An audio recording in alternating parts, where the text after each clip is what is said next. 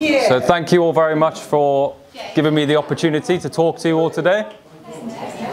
So I'm Brad Carr, and I want to talk to you today about finding my soul in nature. So I'm a nature photographer and a writer, and to give you a little bit of context, I'll get the serious stuff out of the way to start with, so I can get on and talk about trees and the fun stuff. Basically, I grew up in a home with my mother, and I didn't know my father actually. So my father left when I was young. He was an alcoholic and not a very nice man, to say the least. My mum actually had a history of picking men with similar traits to my father. So I ended up with two further stepfathers that were kind of similar ilk as well. So they weren't very nice to my mum, and I used to go to sleep at night with the sounds of my home being torn apart and things being smashed downstairs and the likes. So I've always had this kind of void inside of myself, basically, this kind of half of me that's been missing through not knowing my father, and then having very irresponsible and immature men to step in place of him. So I've kind of always been looking for this guidance. I've had this natural way to kind of look out of myself for the guidance from, I don't know, from men and from whatever is outside of me that can give me some wisdom. So it's basically led me on this journey really of self-discovery over the past 6 years to fill that half of myself with wisdom, to seek learning lessons. And it's actually led me to kind of see nature as my father figure, if you like, and my best friend, my father, and my therapist. That's how I see nature. So I know we call it Mother Nature, but actually to me it's kind of a father as well. Nature for me is kind of like it's a portal. It's a gateway to kind of go into my own self, yeah? So what I realized when I was young, actually, very young, probably 16, 17, around that time, when I started to kind of step up and become a man. It's a very confusing time in people's lives. So I realized actually that I had a very kind of damaged soul, if you like, and actually learned to kind of abandon pieces of that part of myself when I was young. So I was a very expressive child growing up, and I loved to sing and I loved to dance and just express myself. But actually the men in my life when I was young didn't really like that side of me, so they would kind of criticize and shame me for having these traits that every child has. We're all loving and caring and sensitive and emotional, but in my instance, that wasn't encouraged, so I actually learned to hide those parts of myself. So the camera now actually is a tool for me to express those parts. Actually, the photographs that I take, they're not really representative of places, but of ideas and kind of meaning. There's a deeper meaning behind all of my images. Some of them I don't even know really what they mean yet. They're just kind of there for me to look at and understand. Sometimes I sit and I write. As you are looking around, there's a book that I passed around that is a result of my journaling practice. So I actually sat up against a tree at Gregonog Hall. Does anybody know Gregonog? Yeah, the Great Wood at Gregonog with the humongous oak trees. So I perched up against one of them one day and opened my journal and started to kind of investigate my own thought process, really, because the photographs, they're kind of this, it's kind of like a meditation. I just act without really thinking. I just rely on my intuition, my heart, if you like. I create from the heart. So if I see something that moves me, that causes me to take a picture. So then in my journaling practice, which is the other side of my art, I then sit and investigate what these photographs, what they actually mean, and it kind of allows me to piece together this puzzle. And every photograph that I take is a little chunk of my puzzle, which is myself, really. So sometimes I take little pieces of myself away and then I add new pieces. So it's like this idea that all of the places that I go to become a part of who I am today. So nature is this huge spirit, if you like. It's the soul of nature. Gaia, Mother Earth, whatever name we have for it. Some people might call it God. I don't know what the real word is for it. I just see it as kind of an entity, a spirit. That spirit is also kind of existing inside of us as well. So by getting closer to that soul, that spirit, it allows us to expand, well, it's allowed me to expand who I am as a soul as well. So it's kind of repairing that bridge, actually, between myself and the planet, as a kind of repairing the bridge, the relationship that I have with myself. So I hope that kind of gives a little bit of context about my body of work for everybody. As you can tell, it's a bit deeper than normal kind of photography where people are representing a place or a time, but actually it's kind of conceptual and more of an idea. If anybody has questions throughout this, by the way, you're welcome to just put your hand up and interrupt me and ask. I actually like having questions asked because it allows me to kind of get into deeper reasons behind what I do. So I'll just take you through some more of my work now, actually. Now I've given you a bit of a context. Let's see, is that gonna...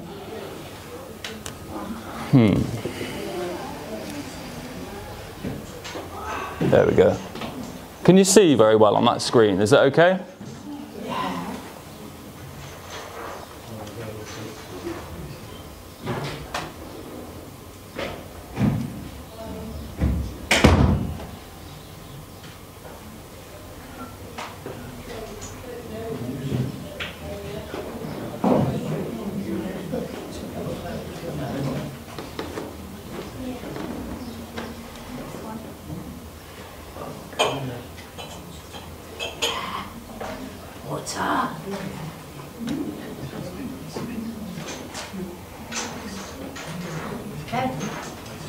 So as you can see, trees play a big part in what I do, hence the book, A Year Amongst Trees, and I'll talk a little bit more about that book later on.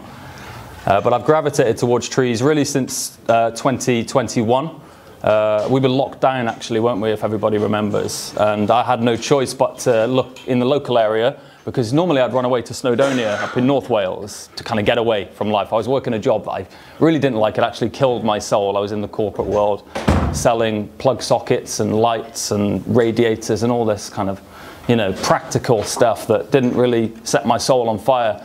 And then when Fridays came, I couldn't wait for Fridays to come. I was like a little kid waiting for the bell to ring in school so I could run off and play again.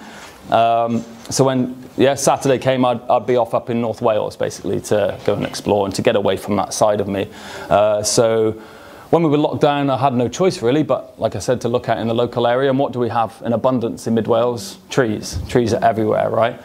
So I'd say probably 60–70% of these photographs are actually taken pretty locally, probably within a 15-mile radius of home here in Welshpool. This, funnily enough, is actually Snowdonia. There's these old ancient silver birch trees that I absolutely adore.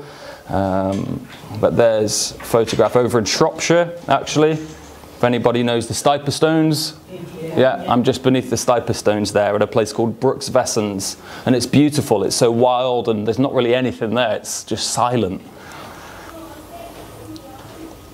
And here's one. Okay, so this is a photograph called Limelight, actually, and that was around about the time that I decided I need to quit this soul-sucking job and pursue my passion, because something inside of me was, you know, beating, and I thought I'm going to have to answer the call and try and see what this is telling me, right?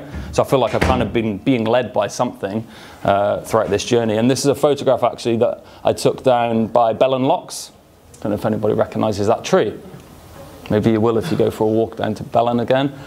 So the lock would actually be just kind of over here. So that's the canal running behind that backdrop of trees. And this would be, there's a road kind of, can you see? A road kind of by the side there that runs down to the main road. It's on a Brincaled, isn't it? Yeah. And just off to the right, there's this old oak tree, which actually, I don't know that it's true, but apparently, well, this one probably not actually, because it's only a few hundred years old, but apparently trees in fields like this were linked to Celtic traditions. So the Celts would gather around old oak trees. So maybe when you see an oak tree standing in the field, you can imagine the army of Celts kind of gathering around the trees to build a bit of camaraderie before battle. And I mean, Celts were deeply connected to the natural world as well. I don't know if anybody's read much about Celtic tradition. Deeply connected to nature, and it's actually where they believe spirits lived. Spirits lived in trees in the Celtic traditions, which is funny actually that I've kind of somehow gravitated towards the same kind of path. And I don't know, maybe there's a Celt in me somewhere. I think there's probably Celts in a lot of us, right? But somebody asked me, because I teach photography up in North Wales and well, around here as well, and somebody came on a workshop back in 2023, and we stopped by some trees, and or she stopped her. She kind of had this like this pause, and she goes, "How do you photograph those trees?" And I kind of went through the rigmarole of giving her a bit of the boring technical guidance and practical things about how I'd compose the trees and wait for the light and everything like this. And then she stopped and she goes, "But these aren't just trees, they're spirits." She said, "How do you photograph a spirit?" And I've kind of stopped and I've gone, taken a big breath thinking, how on earth do I answer this question to this lady who wants to know how to photograph a spirit? And I actually couldn't answer it there and then. But I went back and over the months after that workshop, I sat down and wrote an article basically touching upon religion and philosophy and a little bit about the Celtic kind of ideas of seeing spirits. And maybe we don't see them, but maybe we feel them. And I think for me, it's definitely a case that I feel connected on a deeper level than actually what do I see, but it's more, like I said before, I see with the heart and I see with the mind. It's like this feeling of peace that I feel when I'm in nature, that perhaps that is the kind of spirit that we see. Really, it's a feeling, I don't know. But I said maybe it's about getting closer to the spirit that lives inside of us, and perhaps that's how we then see the spirit that lives on the outside. And I'll go a little bit deeper into that idea in a moment, actually. So here you go. So this is where it began, actually. This is where my photography journey began. Very funny photograph of myself, actually. Felt quite vain at the time doing that, but I had this story to tell. It was mid-20s, actually, 25 years old, and a girl broke my heart, and I thought, oh my God, I'm so depressed. I'm down in the dumps. What is going on here? And I kind of, took a step back, and I thought, okay, I feel a lot of pain right now. My heart's broken.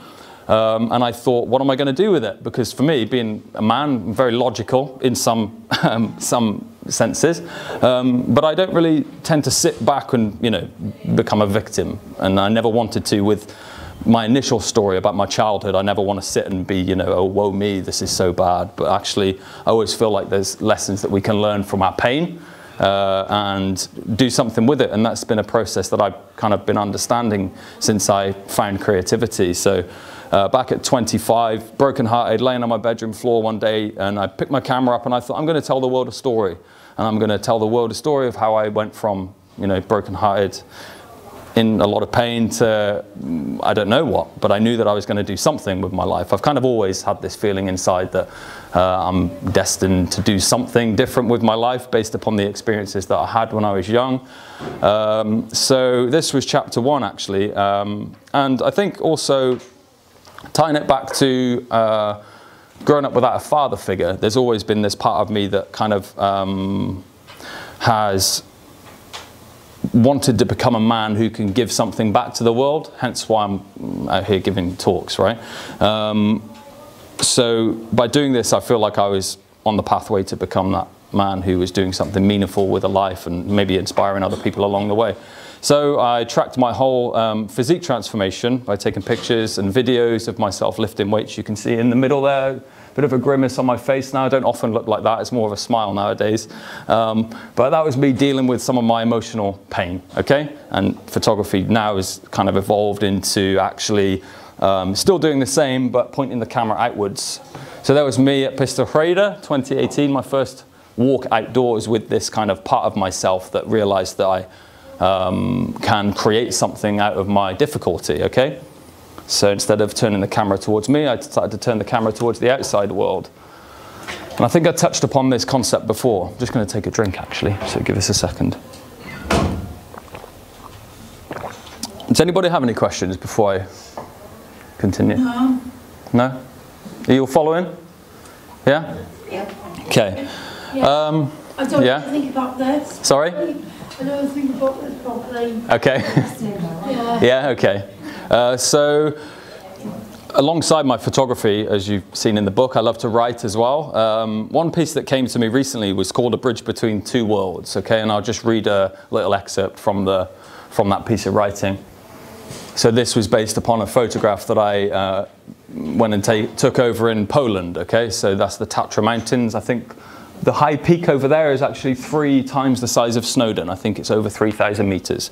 So, huge mountain range, elegant mountain range.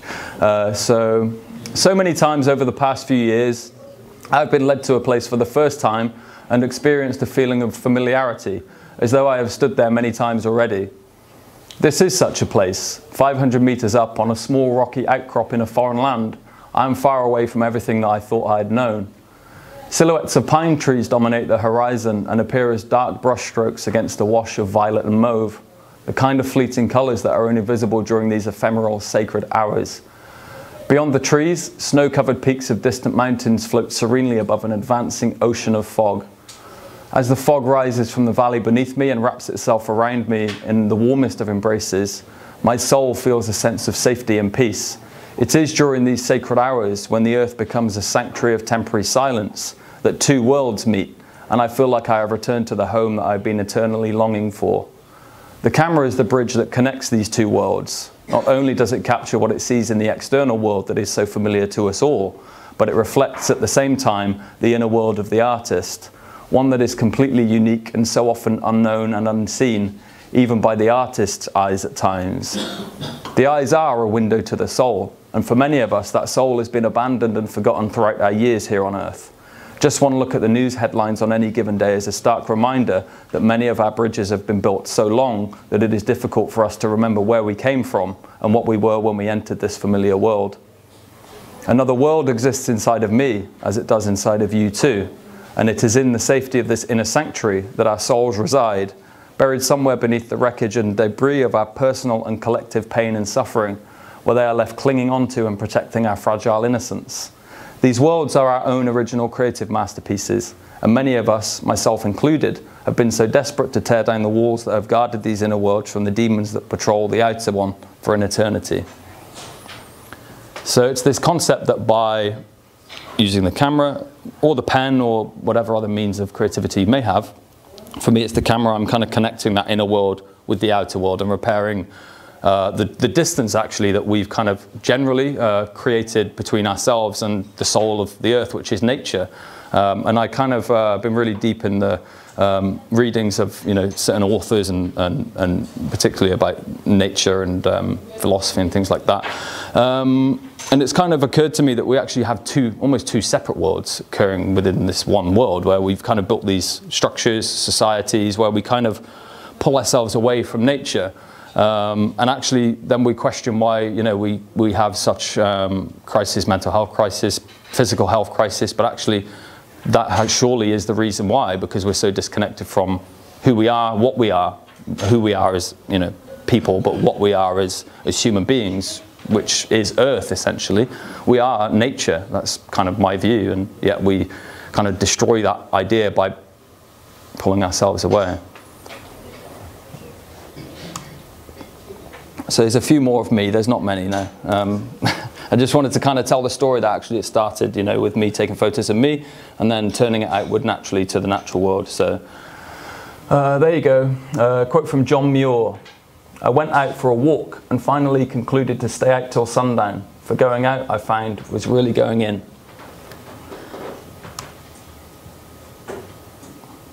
And there's the first few pictures that I took of the outside world. So does anybody recognise that structure in the bottom right? I don't know if you can see that there. Monument. That's Rodney's Pillar, yeah. So that's one of the first places I went to when I was back in that chapter of my life, feeling quite lost, thinking, what am I going to do? It's funny that I felt lost, so I went outside to lose myself even more, and then this is the result of that kind of journey. Some deer at Powis Castle there. So this was actually a beautiful chapter of my creative journey, because I was so curious and naive by what the camera could do that I was just pointing it everywhere and just clicking at literally everything. And I just felt like a child again, with that feeling of wow, like this, this new world that's become apparent to me.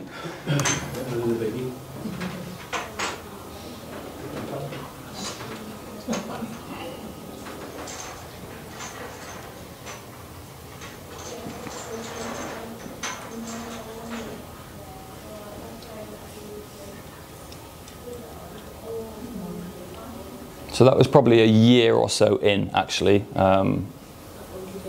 Quite funny to look back at that photograph, actually, thinking that I was drawn to trees very early on without even really knowing about why.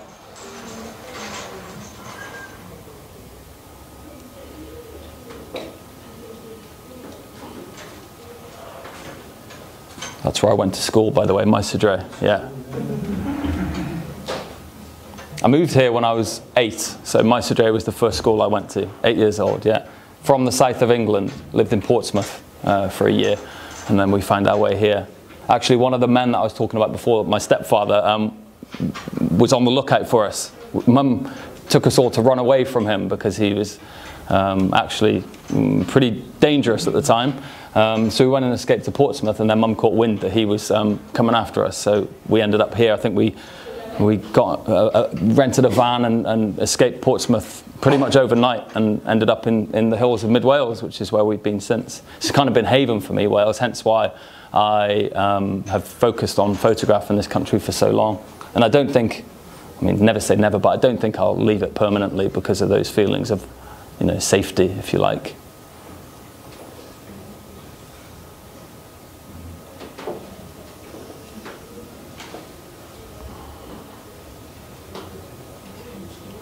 There you go. Nowhere can man find a quieter or more untroubled retreat than in his own soul.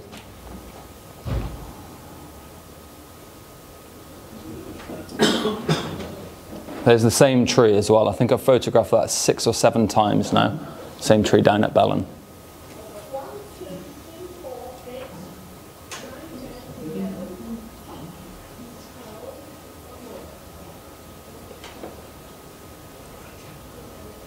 Okay, there's another piece of writing there, but I'll just take a drink for a moment. Anybody got anything they want to ask or comment on that? You all happy? Yeah. Yeah? Interested?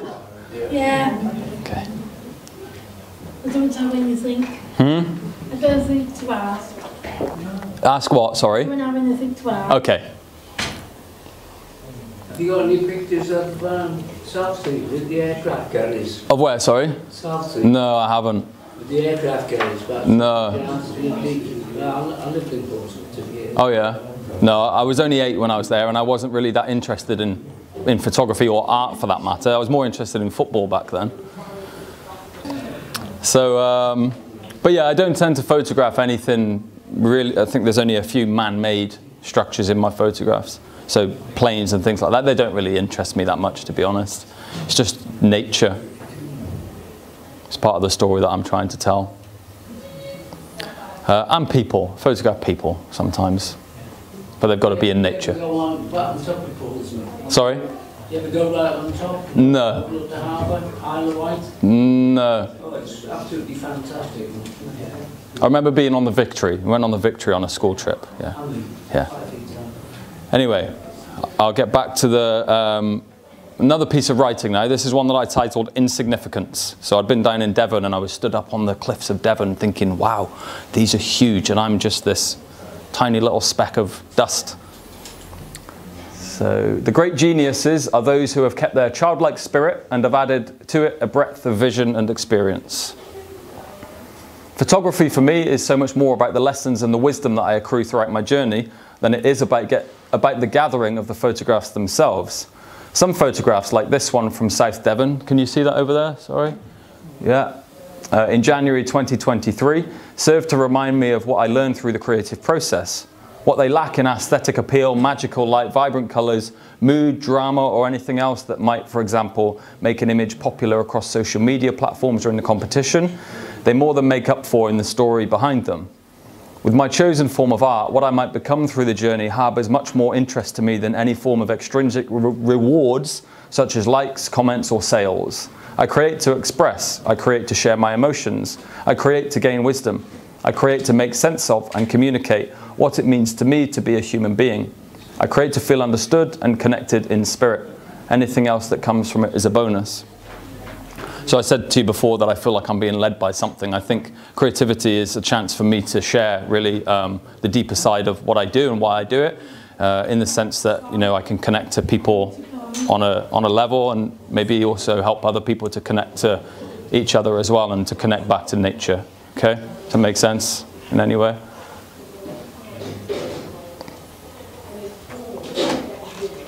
I'll go back to that actually because so I was up on the cliff tops and I was having one of those days where I was really trapped in my head and I was just really miserable actually. I mean, I was outside and I had my camera in hand and I had no reason to be miserable. I was roaming the earth, you know, what have I got to be miserable about? But the wind was hitting me in the face and the rain was coming in sideways, and I was just having a really bad day, thinking, this is terrible. Why am I outdoors doing this? And I don't know if you know what it's like when you're in those negative spirals, negative thought loops, and sometimes you feel like you can't get out, right? It's just this, you know, voice in your head that won't leave you alone. So I went home after that walk. I went back to the lodge, and I kind of sat with myself for a while, and I opened up my journal and I started to write into me as a chance to kind of make sense of, you know, what's going on inside. So I started to write and just really give myself a bit of a telling off, actually, thinking, what have you got to be miserable about? You've got a camera in your hand, you've been able to be creative, and there's people who love to watch what you do online, where I share my photographs, and, you know, there's people following along. And I basically, I didn't create anything that day because I was so, you know, critical of myself.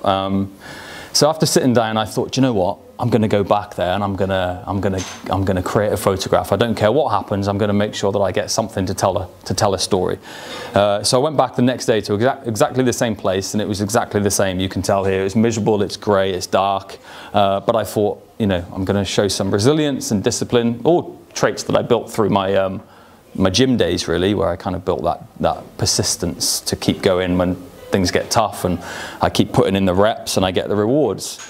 So I went back there, and yeah, I created a photograph. And for me, that story of kind of the resilience that it took to create, even when I didn't want to create, to keep walking when I didn't want to walk anymore, that means more than any kind of anything else that can come from photography or art. So there's a few more photographs, more trees, and yeah, coastline there. So I do like to photograph other things other than trees sometimes. Same tree there. Does that mean anything to anybody when you see that photograph? Beside it being two trees and some light, does anybody see narrative or a story in there anywhere?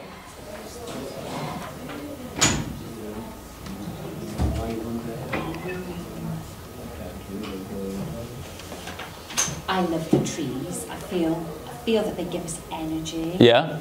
And sometimes they make me feel safe. Yeah. As well.